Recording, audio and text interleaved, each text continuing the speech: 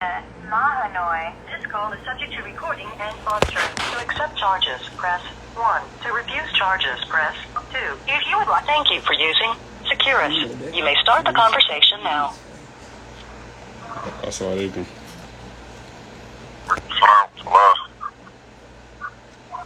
Welcome, wake up now. Your host, Sekou, man. Joining me as always, Banger, my son.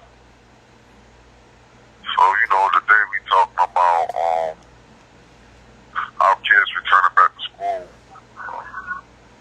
What I did early in the week, I had reached out to some people, right? And was asking them about their concerns and things like that. And,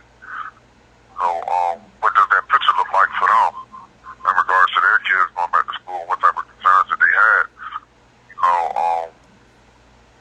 Up until yesterday, some said that they was going to respond, but our emails be slow sometimes. So, I'm gonna give them a benefit of the doubt and make this crucial on that maybe.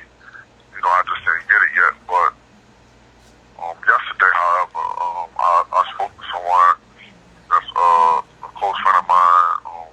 That was that's an ex-teacher that communicates with teachers all across the country. And let's just say, having that conversation, man, about how kids returning to school, these babies returning to school, was like shaking up a Pepsi, man, and opening the top. So, I'm gonna say to our teachers, our babies, our young kids, man, returning to school, I'm your voice, man. This is what it is. I was told that our kids are going to be 6 feet apart, I guess, for distance purposes and all that. So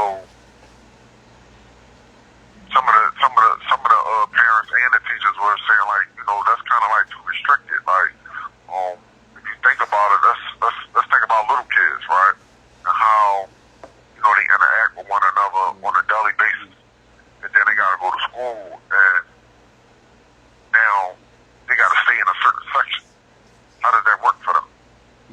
It's non-contact business. Anybody who's been coming into the institution and seeing your folks through a plexiglass, you know what I'm talking about.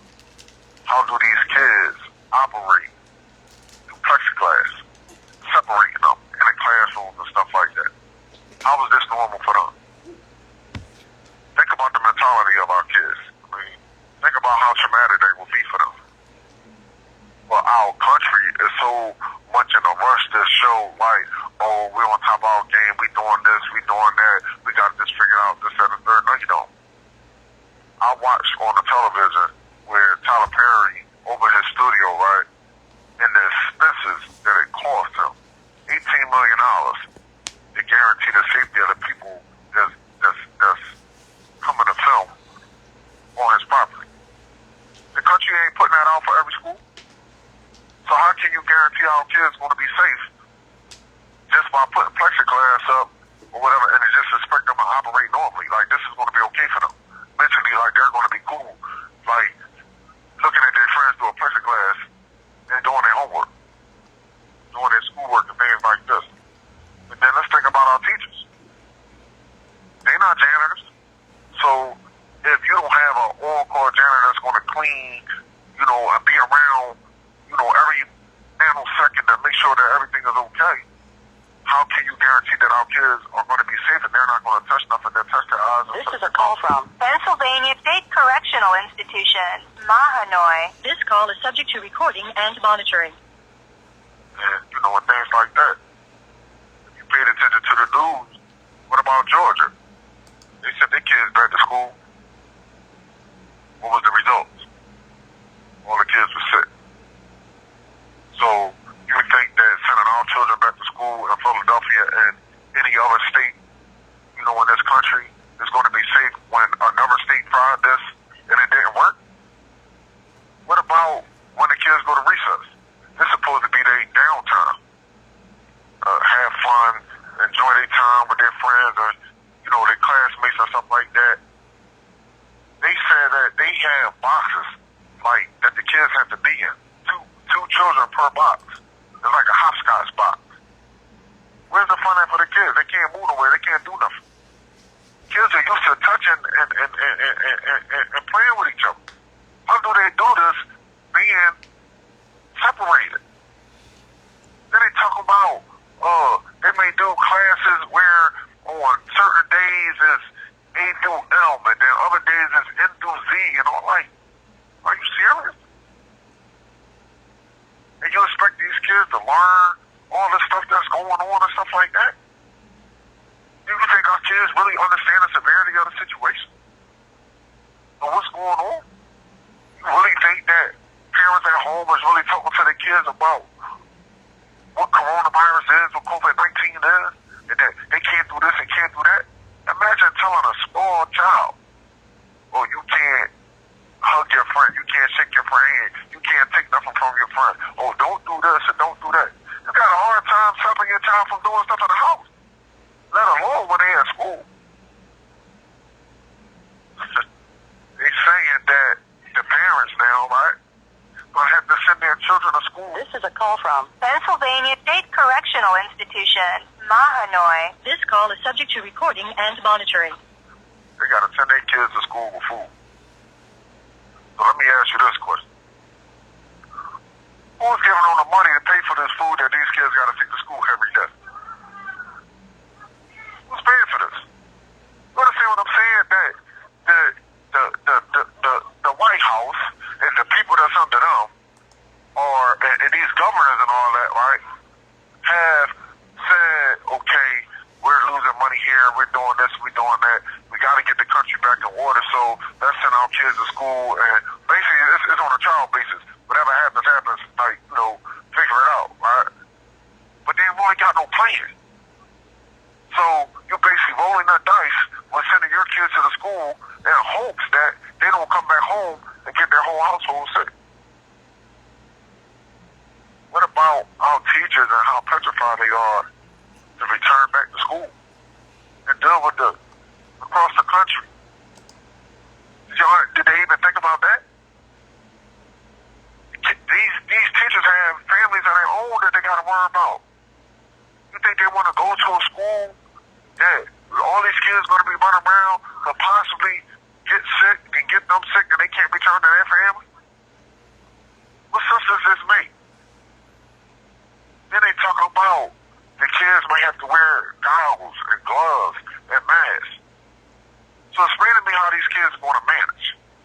Like, how are they going to do the things that they're supposed to do and do their homework and still not put their hands in their mouth thinking that the gloves are going to protect them? It's going to keep them safe. Who thought this out? And what about our parents who are so used to, they have kids, right? They're about 3 years old, they put them in preschool and stuff like that, they care and all that, and then they go to kindergarten and stuff like that. So their kids is going all the time when they're at work, and then they spend a little time with them at home, but really not hands-on and not doing no schoolwork with them. Those kids going to pass? Because if you realize that when COVID started, that the kids that was passing, they passed them. Those that wasn't, some fell if they wasn't given an opportunity to do virtual summer school. So how fair was that? So that means parents now have to step up and be teachers at the same time. So this plan is designed for us to fail. Because how many parents actually know how to homeschool that didn't have no training for this? How many know how to do it? Those that's normally doing it, this is normal for them, but what about those who don't? What about the grandparents that are raising their grandkids and don't know about computers and all this stuff? What are they supposed to do? And their elders send these kids to school and they come back and risk them getting sick and they possibly die? We have parents that don't teach their kids nowadays. When I was growing up, my mom taught me. She was taking college courses and she was teaching me. My sister was in a higher grade than me and I was learning what she was learning. This is what you call hands-on experience, but our parents nowadays don't do this. So our children are lost. It's a plan that's designed to fail.